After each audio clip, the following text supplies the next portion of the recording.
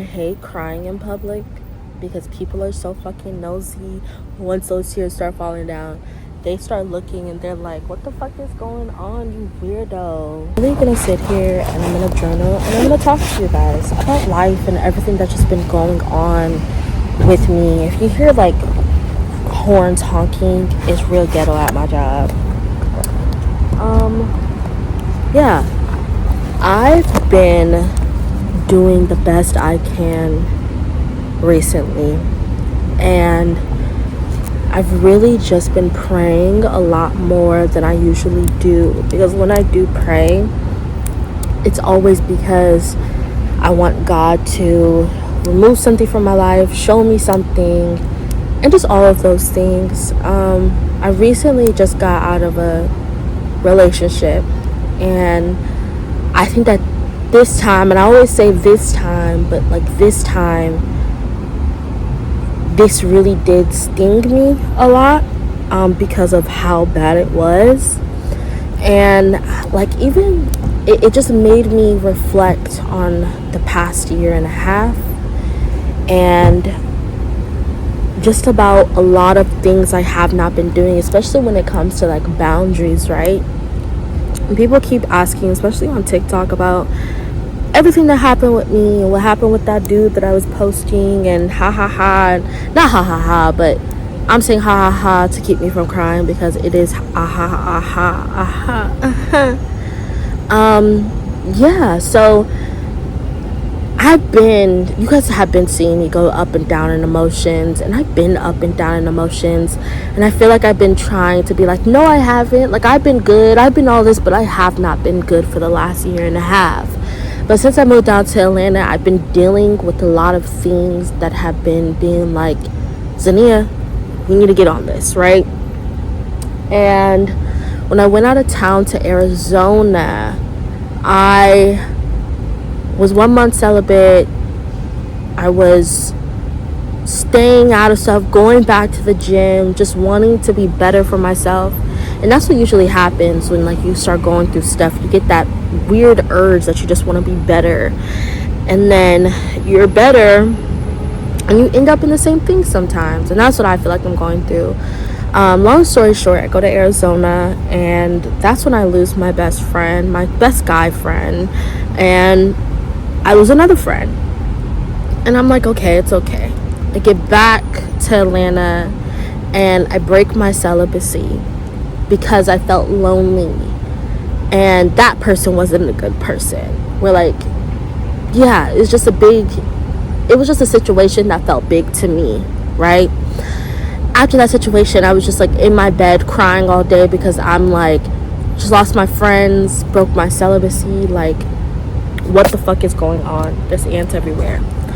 So then I move on from that, and I become low-key depressed, and that's when I start texting my ex. And I was not my ex, he's not my ex, he's the guy who manipulated me, was stalking me when I first got here. Not stalking me, but the guy who was just being a weirdo, my other love bomber from December, and just like reaching out for some type of closure from the situation. And then he popped up at my job, and then beyond that, opening up to people, like going back to other sexual partners, all of the filling up, because I'm just like desperately looking for somebody to like sleep with me, lay down with me, because I feel so lonely and alone. And then like even then they were like, Zania, you can't keep on leaving my life and then coming back. Like, you can't keep doing that. And I'm just like, girl, and watch me. So then all those happened, and in the middle of everything happening and me being depressed and trying to get back happy again, I met somebody on social media. Long story short, he was commenting on my stuff. I responded back to him. Finally, I seen what he looked like after like a week or two. Thought he was cute. We would always we would text here and there, but about like hiking and all of these things, and he never made a move on me. I ended up telling him like we should go on a hike as friends, and then after that I sent him my phone number, And after I sent him my phone number, ooh, all these pages are going. After I sent him my phone number, it just went up from me. He just starts texting, and then he FaceTimes me, and immediately he's in love with me. He wants to be with me. He likes me. He doesn't say that he loves me yet, but he wants to be with me. I'm beautiful, all these things. And he was somebody that like I opened up to about something that happened to me. And he fully accepted me for all of it, right? And I don't even want to start crying or getting sad, but yeah, he fully accepted me for all of it. So beyond that point, so then I'm like, okay, cool. So then after that night, he ends up coming over. Well, then after the second day, he ends up coming over, and we obviously are two grown-ass adults. So we ended up doing stuff together. And what we did sexually, mentally, any of that, we both were two consenting adults to every single part of it. And long story short, third day he tells me he loves me. I know it's a red flag. We had our mishaps and hiccups that I apologized for, and I always gave him like an out to leave. Like I always told him, like, you can leave me if you want. You do not have to stay here. You do not have to be here. You can leave. And he didn't. He just kept on like telling me over and over again that he would not leave me for that. It would have to be worse than that. He would never leave me. And we started praying together over our families. He talked to my mom. We talked about me going to his family functions, and we were moving fairly quickly, very fast. And after that, so he's talking about moving in, getting married together. He's talking about being together forever, and I'm just sitting there and I'm just agreeing to all of it. And one day, like, even if we had our mishaps, you know what I mean, I gave him the out to leave in that moment. And one day I woke up, I was blocked on everything, blocked on Instagram, TikTok, my phone number. He deleted his page, stopped talking to me. I then was calling him off of different numbers, asking him like, why did he do this? Then I popped up at his house and was just like, hey, what, like, you have 5 minutes to come outside or I'm breaking your window, or at least text or call me. And he decided to text me and informed me that he did not trust me, indicating the 4 phone numbers I called him off of. Mind you, he blocked me on everything, so how the fuck else would I ever have to get in contact with you? Tells me that he was at his aunt's house that was closer to me, so he doesn't know why I came to his house. Do you want me to come to your aunt's house? Confused. And then tells me the only explanation that it gives me is he told his mom about my health and about my age. Mind you, he's 25, 26. And he goes, she went on and on, insert information about my health and about your age and certain things that I don't like, and then something else that I don't want to share that was very hurtful, because he knew how much all of that hurt me. And he said that, and then he was like, oh, and then you're gonna get arrested if you break my window. And then after that, like, I reached out to him a day later after that, and then I stopped responding. And then I was like, let me not try to call him or contact him because he's not texting me. I then reached out again that Wednesday, call, no responses, and I have not talked to him since, for a week I have not called him in a week and a half, but I have not heard from him or talked to him in almost 2 weeks. Wednesday would be this Sunday will be 3 weeks. After that, I have not heard from him. He has not called, texted me, apologized, or any of those things. And I just been dealing with that. Yeah, I've been dealing with that, and it made me realize how I have not confronted a lot of things that have been going on with me. And I've also been like, damn, I have no boundaries.